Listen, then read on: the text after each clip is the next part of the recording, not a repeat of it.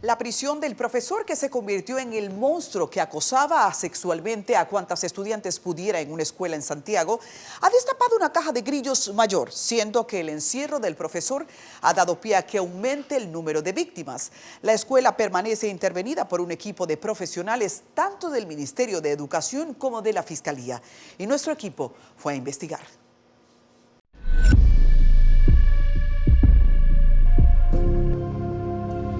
Al llegar al Liceo Ana Antonia Grullón de Guayabal, una comunidad rural de Santiago, las clases se desarrollan con normalidad el día de nuestra visita.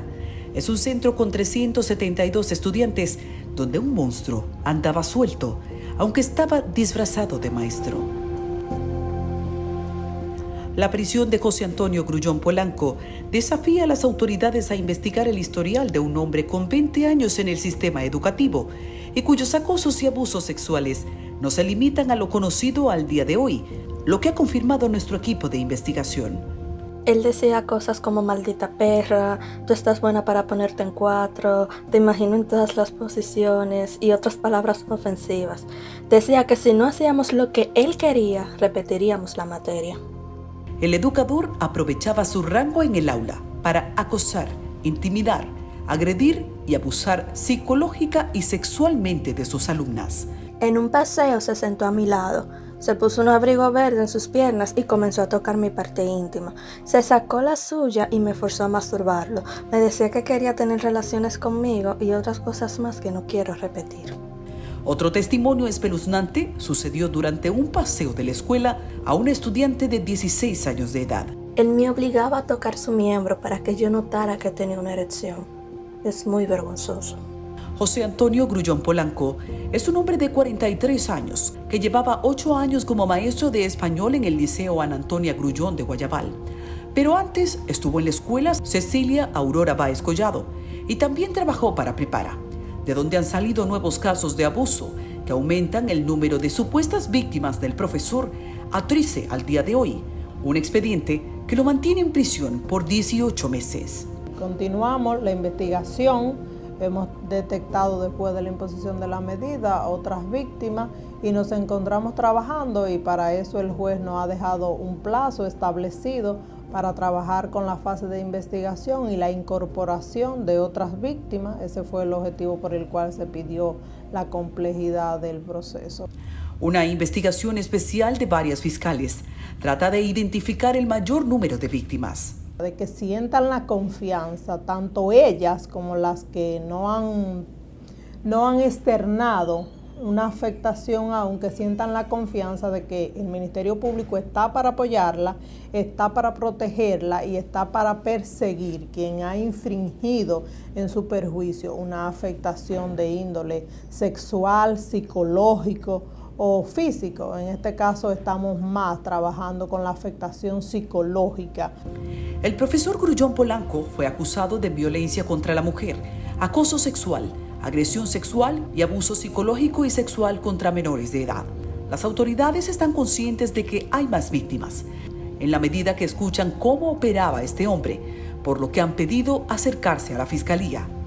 Él era muy intimidante, aprovechaba cualquier momento para agredirme sexualmente tocándome mis partes íntimas. Me acosaba con palabras obscenas y me decía que quería tener relaciones sexuales conmigo. Eran repetidas escenas que fueron muy traumáticas. Una clase de educación sexual abrió un tema que dejó inquieta a una maestra. Ya en Semana Santa tenían confirmados 10 casos de abuso, todos vinculados al maestro José Antonio Grullón Polanco. 5 estudiantes tienen 17 años, 2 16 años, 2 tienen 14 y una tiene 18 años. El día siguiente recibimos entonces la visita del Ministerio Público. Vino una fiscal y 2 trabajadores sociales.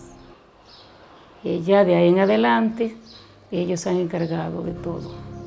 Al Liceo Ana Antonia Grullón de Guayabal le ha tomado semanas desmontar el miedo arraigado en estudiantes que durante años recibieron amenazas para conseguir su silencio. Es una tarea difícil que con el incremento de los abusos sexuales debe ser trabajada en las comunidades escolares. A los adolescentes actualmente muchas veces no les queda claro cuál es el límite correcto y de qué deben defenderse. en una sociedad que normaliza la sexualización de la música y la promiscuidad del lenguaje de la calle. Hemos hecho varias reuniones haciéndole ver a las niñas que ellas son nuestras, que ellas no tienen que sentirse con vergüenza ni con miedo, que nosotros les estamos brindando todo el apoyo que sea necesario y que cualquier cosa que ellas necesiten, que se acerquen a nosotros. La Fiscalía ha intervenido el distrito educativo completo, asegurando que directores y maestros conozcan la ley. A la fiscal de delitos sexuales le preocupa que hay quienes consideran que abuso sexual es cuando hay penetración.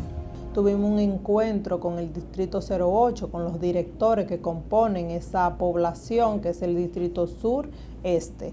Estaban todos los directores de los centros educativos que componen esa parte de la regional, realizando con ellos temas de abordaje para socializar qué ruta debe de desarrollar, qué debe de hacer, qué protocolo hacer la dirección cuando detecta un caso en perjuicio de uno de sus alumnos, cometido inclusive por sus padres, por sus familiares, por sus afines. La Fiscalía de Delitos Sexuales confirma que tiene otras investigaciones abiertas por abusos y delitos sexuales ocurridos en escuelas, pero prefiere reservar los detalles. El Ministerio de Educación también asegura haber montado un trabajo de conciencia y educación sobre el tema. En las aulas públicas, las denuncias contra maestros son casos específicos. Sin embargo, lidiar con la violencia y la perversidad de la vida del barrio se siente como en ningún otro lugar en la escuela.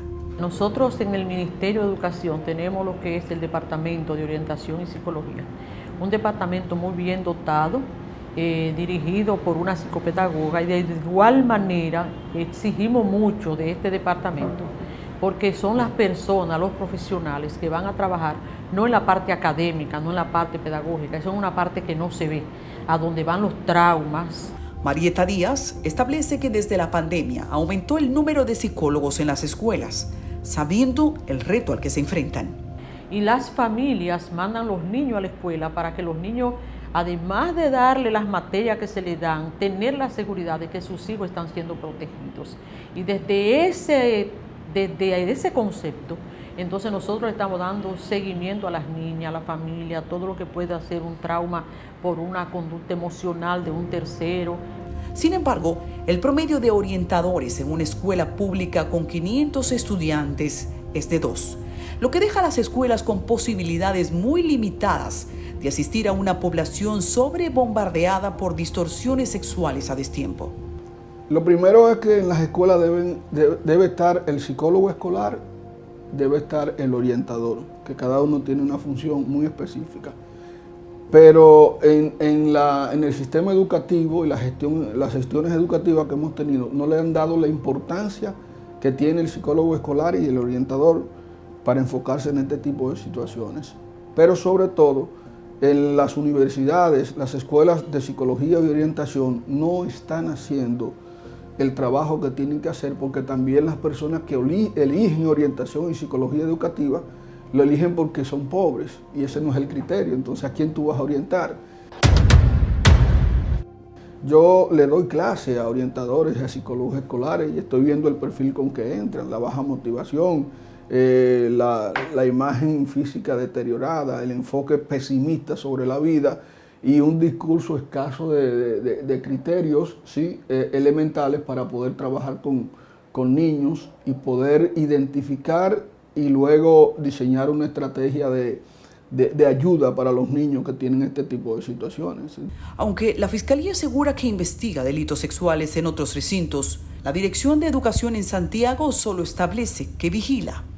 Mantenemos una constante vigilancia a través de los departamentos que tenemos en los centros educativos y también diciéndole a la familia, diciéndole a los directores, sobre todo a los orientadores, que cualquier caso nos los informen, porque estamos prestos a ir en auxilio de los niños que podrían estar siendo no solamente abusados, sino maltratados físicamente también, maltratados verbalmente, porque nadie manda a un niño a una escuela para que se le maltrate. O sea, los casos que aparecen en la prensa, que aparecen en el Ministerio Público y otras instituciones, no son nada comparado a lo que existe realmente en estas instituciones, que uno lo maneja en función de los casos que van a terapia, los casos que desde el punto de vista de investigaciones que uno hace en la universidad, uno puede encontrar. Pero la frecuencia es muy alta realmente. Si el acoso y abuso sexual en las escuelas están a la orden del día aunque usted no los vea, ¿cómo enfrentarlos? Procesando mejor las informaciones y la data, identificando a nivel de perfil y a nivel, digamos, geográficamente, institucionalmente, por donde que aparece más. Lo que pasa es que en la mayoría de las instituciones no se lleva la frecuencia con que existe, quién lo produce, porque hay un tema de publicidad también que hay que guardar y las instituciones se cubren de eso. Los padres a veces no tienen esa capacidad de dar el seguimiento que necesita el niño. En la jurisdicción de Santiago se reciben entre 40 a 70 casos mensuales relativos a abusos sexuales a menores según datos oficiales. No hay una segmentación sobre cuáles de estos casos se producen en ambientes escolares, pero la alerta al acoso sexual que vive la adolescencia, en especial las féminas, es latente. Solamente sale a la luz cuando se denuncian 3 o 4 casos, hay un evento muy notorio, entonces ahí se activan todas las instituciones que deberían estar permanentemente con esto, no reaccionando, sino de manera proactiva diseñando estrategias y políticas que pueden encaminar a una reducción significativa en estos casos. Según una encuesta experimental de UNICEF sobre la situación de las mujeres aplicada a adolescentes entre 15 y 17 años, el 65% de las niñas adolescentes ha sufrido violencia sexual en algún momento de su vida. Primero que hay muchos enfermos mentales por ahí, porque una persona que se dedique a dañar a un niño, tanto psicológica, emocional, física y sexualmente, tiene que tener serios problemas mentales. Su proceso de socialización no llegó a construir una conciencia moral y una conciencia social. Y por el otro lado está entonces el tema de los padres, de los tutores y los responsables de cuidar que una vida indefensa, una persona que es indefensa como el niño, pueda tener toda la seguridad, porque uno tiene que tener mucho seguimiento y tener que estar muy pendiente del proceso de desarrollo del niño cuando se produce un cambio. La mayoría de las veces los padres no se dan cuenta. Otro dato que pone sobre la mesa es que el 52% de las niñas y adolescentes afirmó haber sufrido violencia sexual en los últimos 12 meses.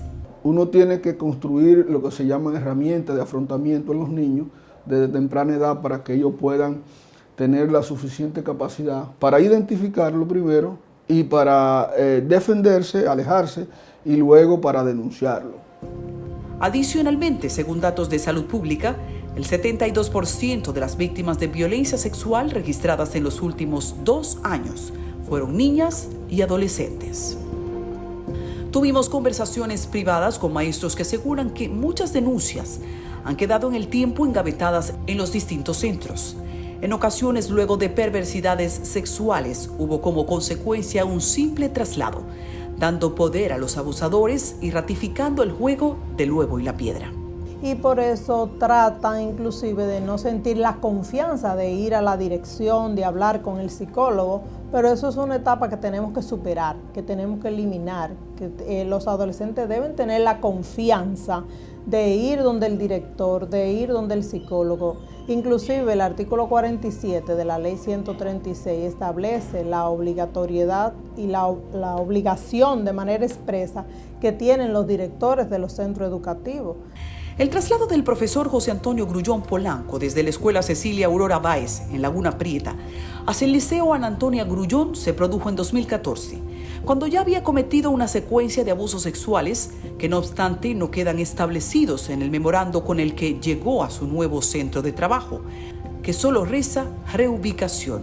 Una prueba de ello es que ex estudiantes hoy adultas se han convertido en denunciantes luego del escándalo. Y nuestra investigación que nos ocupa así nos lo indica, que hay una movilidad a otro plantel educativo. Los abusos sexuales, que en silencio abrumaron la vida de más de una docena de estudiantes, han activado una alerta escolar.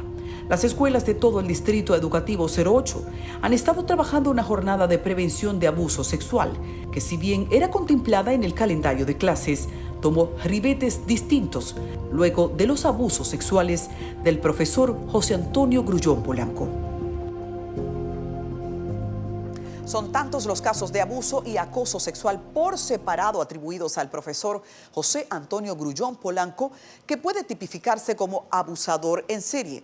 El principal problema al que se ha enfrentado el acoso sexual escolar es la impunidad, siendo que muchas denuncias han sido atajadas en las escuelas. Los tiempos están cambiando y hace falta empoderar a los niños, niñas y adolescentes sobre el poder que tienen cuando denuncian el abuso. Si bien es cierto que hay una gran responsabilidad en las escuelas y cierta incapacidad de tener la cantidad de psicólogos y orientadores necesarios en la población escolar, hace falta que los padres y tutores hagan su tarea.